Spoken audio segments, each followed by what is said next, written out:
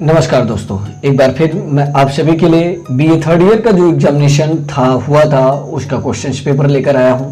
तो दोस्तों, मेरा इस वीडियो को बनाने का मेन मकसद यही है कि जो स्टूडेंट इस बार अभी बीए सेकेंड ईयर में हैं उनके लिए ये वीडियो बहुत ही यूजफुल हो सकता है, क्योंकि दोस्तों अभी आपके पास बहुत ज़्यादा समय है और आप इसे अगर चाहेंगे तो बेसब्री से बहुत ही जल्दी तैयार कर लेंगे और इस टाइप से आपके क्वेश्चंस आएंगे, इसे भी आप देख लेंगे बहुत ही आसानी से।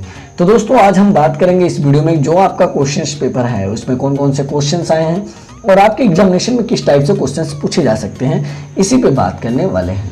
तो दोस्तों चलिए देर ना कर आपको वीडियो को हम शुरू करते हैं। तो दोस्तों, आपसे बताना चाहूँगा कि अगर आप चैनल अंश स्टडी गुरु पर नए हैं तो सब्सक्राइब कर लीजिएगा, उसके साथ ही में बेल नोटिफिकेशन ऑन कर दीजिएगा जिससे नेक्स्ट वीडियो की नोटिफिकेशन आपको आसानी से मिल सके। उसके साथ ही में दोस्तों एक लाइक कर दीजिएगा जिसे हमें भी मोटिवेशन के तौर पे मिलता है। तो दोस्तों जैसा कि आप देख रहे हैं, लिखा है बीए पार्ट 3 एग्जामिनेशन 2021 इकोनॉमिक्स का आपके हैं पेपर और पेपर सेकंड है और इकोनॉमिक्स पॉलिसी ऑफ इंडिया। जैसा कि मेंशन किया गया है, इस बार जो एग्जामिनेशन कराए गए थे दोस्तों आपका 1.5 घंटे का समय था, लेकिन अगली बार जो एग्जामिनेशन कराए जाएंगे कैसे कराए जाएंगे इसके बारे में अभी तक कोई शेड्यूल नहीं है और अगर इसी प्रकार से कोरोना रहेगा तो आपका भी एग्जामिनेशन इसी प्रकार से कराए जाएंगे। तो दोस्तों आपका जो मैक्सिमम मार्क्स होगा वो आपके 100 नंबर होंगे, 100 नंबर का क्वेश्चंस पेपर होगा और इसमें आपको क्वेश्चंस कितने करने हैं इसके बारे में आप जान लीजिए। जो आपके एग्जामिनेशन है अब की बार जो भी शेड्यूल में आपको चेंजिंग होगा, जो भी एग्जामिनेशन बचे हुए एंट्रेंस एग्जाम के बारे में काफ़ी स्टूडेंट पूछ रहे थे कि सर एग्जामिनेशन हमारे किस टाइप से कराए जाएंगे, एग्जामिनेशन में किस टाइप से क्वेश्चंस आएंगे, उनको भी बताना चाहूँगा। जो आपके एग्जामिनेशन एंट्रेंस एग्जाम कराए जाएंगे वो आपके एंट्रेंस एग्जाम 1.5 घंटे के कराए जाएंगे, मैक्सिमम 100 नंबर 70 नंबर जो भी आपके होंगे वो कराए जाएंगे। ठीक है, अब किस टाइप से क्वेश्चंस आएंगे ये आप देख लीजिए। तो दोस्तों जैसा कि आप देख रहे हैं लिखा हुआ है सेक्शन ए, सेक्शन ए मतलब खंड आ, और यहां मेंशन किया गया है कि किन्हीं 5 प्रश्नों के उत्तर दीजिए और प्रत्येक प्रश्न का लगभग 50 शब्दों में हो, जिससे 4 गुणे 4 यानी कि 4 नंबर का आपका एक क्वेश्चन होगा और 5 क्वेश्चन करने हैं, टोटल 20 नंबर आपको मिलेंगे अगर चारों आपके सही होते हैं। और उसमें क्वेश्चंस कौन कौन से हैं, जैसे इसमें लिखा है मुद्रास्फीति और हरित क्रांति, बेरोजगारी, औद्योगिक नीति आप देख रहे हैं। ठीक है, यहाँ दिया हुआ है कृषि नीति, उसके बाद लिखा है IRDP क्या है, ये सब टिप्पणी लिखने हैं दोस्तों आपको। टिप्पणी तो आसानी से आप देख सकते हैं, अगर आपके पास अब सीरीज है या जो भी है आप उसमें से नोट कर लीजिएगा, याद कर लीजिएगा, आपको तैयारी बढ़िया से रहे। उसके बाद फिर है व्यापार नीति, मिश्रित अर्थव्यवस्था, उसके बाद फिर क्या है दोस्तों पंचायत राज, उसके बाद MNC क्या है, उसके बाद हम आएंगे खंड बा। अब सेक्शन बी की अगर बात करते हैं दोस्तों, सेक्शन बी में क्या लिखा है, attempt two questions give answer of for each question in about 200 words. कहने का मतलब ये दोस्तों कि इन 2 प्रश्नों का आपको उत्तर देने हैं और प्रत्येक क्वेश्चन में अगर आप आंसर सही करते हैं तो आपको 25 नंबर मिलेंगे एक क्वेश्चन के और इसमें आपको 200 शब्द लिखने हैं। तो इसमें क्वेश्चंस किस टाइप से आए हुए हैं ये भी आप देख लीजिए। लिखा है what is MRTP act, MRTP act क्या है, अथवा भी किया गया है, अथवा करके फिर लिखा गया है डिस्क्राइब द अरेंज पॉलिसी और India in the sent years. लिखा है हाल के वर्षों में भारत के कृषि नीति की व्याख्या कीजिए। कहने का मतलब ये जो भारत की नीति है उसके बारे में अभी प्रेजेंट टाइम की व्याख्या करनी है।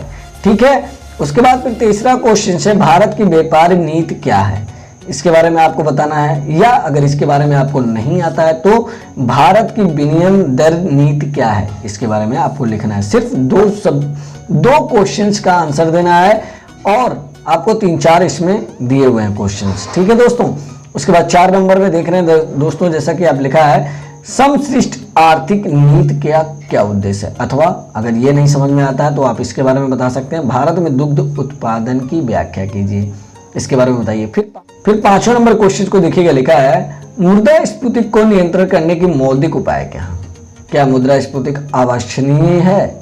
फिर 6 नंबर में लिखा है मुद्रास्फीति को नियंत्रण करने के लिए राजकोषीय उपाय क्या है, इसके बारे में लिखना है। अगर ये नहीं आता तो अवमूल्यन क्या है इसके बारे में आपको लिखना है। तो मेरा कहने का मतलब ये था सेक्शन बी में आपके 2 क्वेश्चंस करने हैं, सेक्शन ए के यानी कि सेक्शन ए में आपको टोटल 5 एक ही क्वेश्चंस दिया हुआ है, उसको A B C D क्रम में दिया हुआ है, उसमें से केवल आपको 5 करने हैं।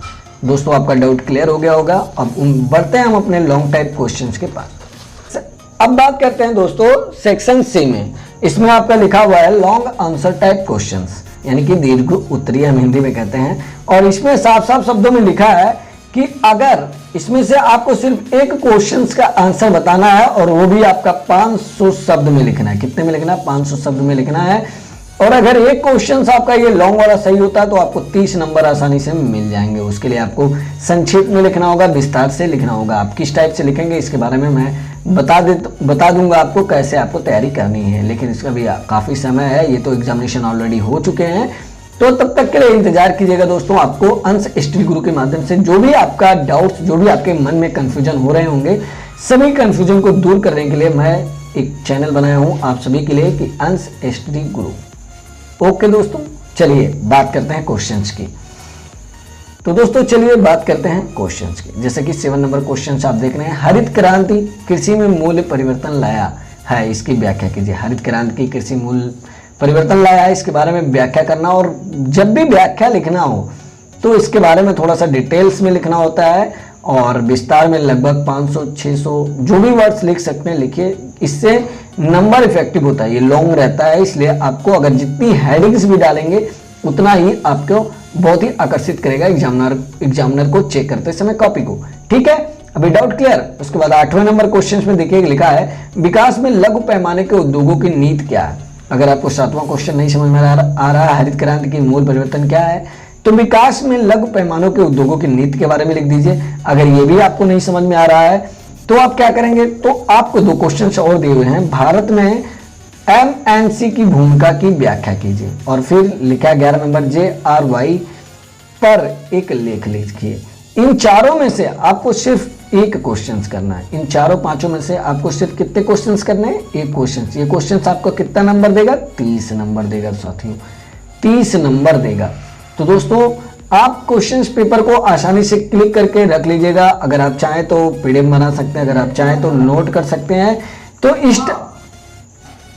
तो इसलिए मैं आपको बता रहा हूं कि आपके मन में जो भी कोई भी कंफ्यूजन अगर उठता है तो आप कमेंट करके जरूर पूछेगा। अगर वीडियो पसंद आए तो लाइक कीजिएगा, अगर नहीं पसंद आए तो भाई आपकी मर्जी है, जो समझ में आए वो कीजिएगा।